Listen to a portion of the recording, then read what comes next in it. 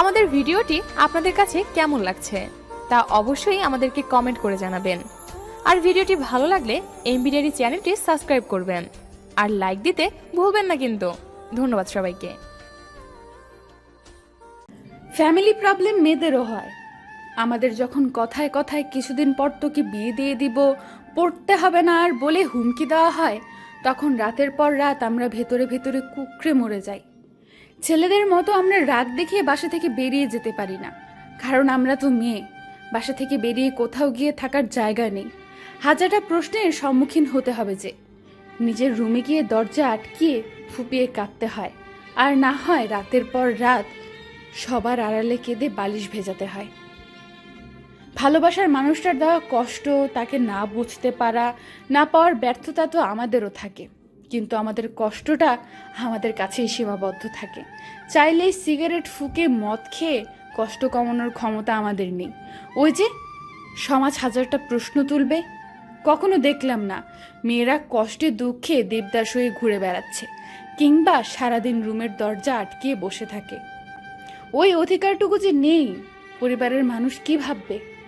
মধ্যবিত্ত পরিবারে ছেলে মেয়েদের কিছু না বলা কথা। ইচ্ছেগুলো পূরণ হয় না বলে আমি মন খারাপ করি না, কারণ আমি ভুলে যাইনি আমি মধ্যবিত্ত। হাজারো কষ্টের মাঝে হাসি মুখে থাকতে হয়, কারণ আমি মধ্যবিত্ত।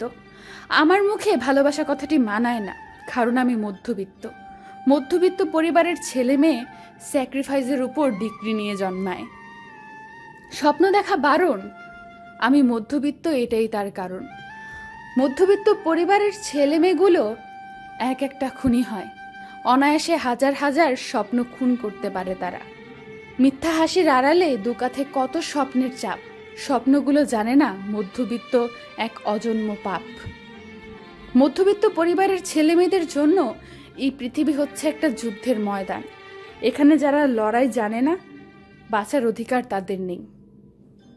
আজকে চায়ের বিল তোর, ভদ্রতার খাতিরে মানিব্যাগের শেষ সম্বল 20টি টাকাও দিতে তারা সংকোচ বোধ করে না।